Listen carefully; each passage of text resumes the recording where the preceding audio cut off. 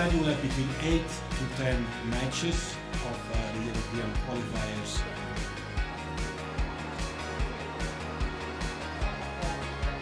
2016 will take place here in France. Wales. Wales will join Group D.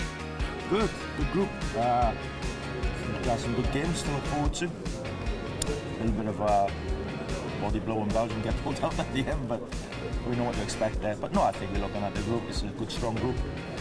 Added incentive with 24 teams qualifying now, and it's a better chance for us and teams like us. So, no, really looking forward to it. We've really got a good chance. It's a clean slate.